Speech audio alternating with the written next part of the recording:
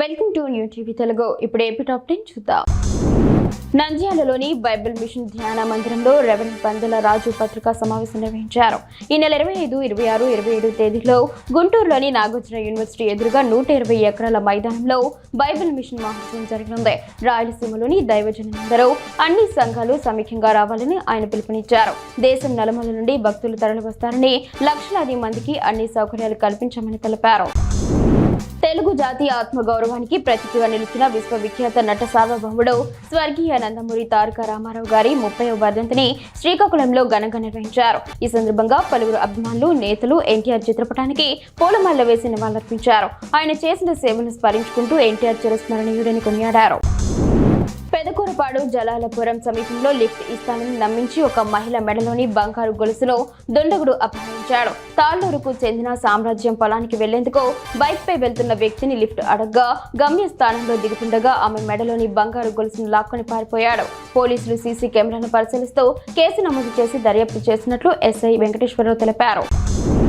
నెల్లూరు ప్రజల సంప్రదాయాలు, హక్కులు, జీవన విలువలకు జనసేన పార్టీ కట్టుబడి ఉందని జిల్లా ప్రధాన కార్యదర్శి కిషోర్ గుణుకుల తెలిపారు. నెల్లూరు నగరంలో ఏటీ పండుగలో పాల్గొన్న ఆయన కుల, మత, రాజకీయ భేదాలు లేకుండా ప్రజలు ఐక్యతతో పండుగ జరుపుకోవడం ప్రశంసనీయమని, ఏర్పాట్లు అద్భుతంగా ఉన్నాయని పేర్కొన్నారు. జలమూరు మండలం రాణా గ్రామంలో ముక్కనుమ సందర్భంగా ముఖలింగేశ్వరుని జాతర మహోత్సవం భక్తి శ్రద్ధలతో నిర్వహించారు.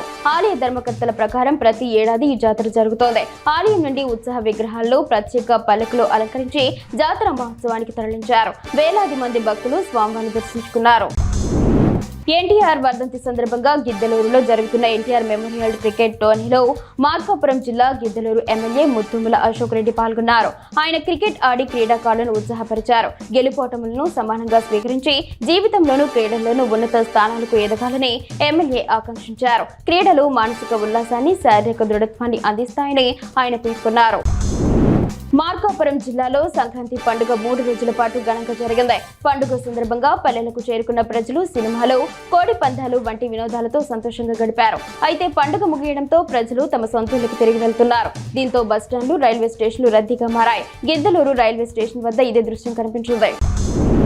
రాష్ట్ర మాజీ సీఎం జగన్మోహన్ రెడ్డిపై కూడా చైర్మన్ సోమిశెట్టి వెంకటేశ్వర్లు తీవ్రంగా మండిపడ్డారు. కర్నూలులోని తన కార్యాలయంలో మీడియాతో మాట్లాడుతూ జగన్ తన తండ్రి మరణాన్ని అడ్డుపెట్టుకుని ముఖ్యమంత్రి పదవి కోసం సోనియా గాంధీ వద్ద రాజకీయాలు చేశారని ఆరోపించారు. తండ్రి చనిపోయినా కన్నీళ్లు పెట్టని జగన్ పదవి కోసం సంతకాల సేకరణ చేశారని విమర్శించారు. ప్రభుత్వం చేస్తున్న మంచి పనులను జగన్ జీర్ణించుకోలేకపోతున్నారని ఆయన మండిపడ్డారు.